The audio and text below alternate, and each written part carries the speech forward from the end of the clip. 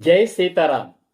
కొడుకు పుట్టాలని కోటి దేవుళ్లకు మొక్కుకొని ఆ దేవుళ్ల పుణ్యమా అని ఒక కొడుకు కడుపున పడినప్పటి నుండి నవమాసాలు మోసి తన ప్రాణాన్ని పణంగా పెట్టి కని పెంచి ఎన్నో కష్ట నష్టాల కూర్చి పెద్దవాణ్ణి చేసి చక్కటి విద్యాబుద్ధులు నేర్పించి ప్రయోజకుణ్ణి చేసి ఒక మనిషిగా తీర్చిదిద్దింది ఆ వరుడి తల్లి. అలాంటి సద్గుణ సంపన్నుడైన వరుణ్ణి ఏరి కోరి ఎన్నుకొని తమ కూతుర్నిచ్చి పెళ్లి చేసింది వధువు తల్లి. ఆ వరుడి తల్లి ఏం పాపం చేసిందని కోడలికి శత్రువు అయింది?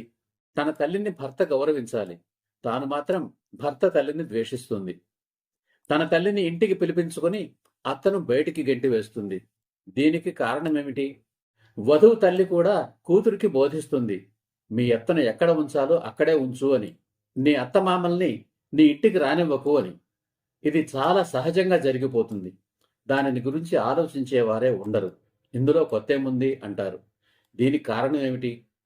అలాగే అత్తలు కూడా చక్కని కుందనపు బొమ్మ లాంటి వధువును ఏరి కోరి ఎన్నుకొని తన కోడలుగా చేసుకుంటుంది తల్లి. పెళ్ళైన మర్నాటి నుండి కొడుకు కోడళ్ల మధ్య ఇనుప గోడలాగా కూర్చుంటుంది. కొడుకు సంతోషానికి ఆనందానికి కూడా అడ్డం పడుతుంది.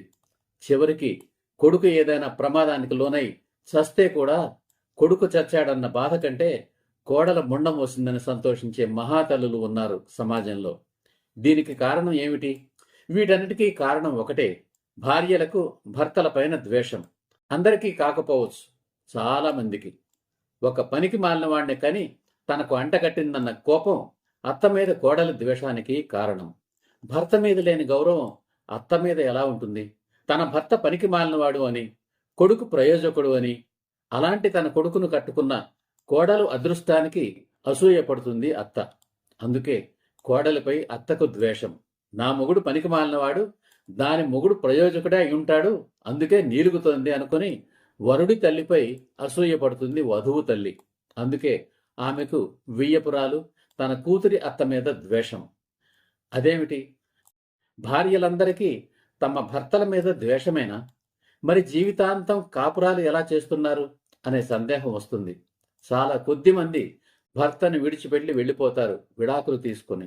మరికొద్ది మంది పరపురుషుల వైపు దృష్టి పెడతారు. చాలా మంది భయంతో కాపురం చేస్తారు.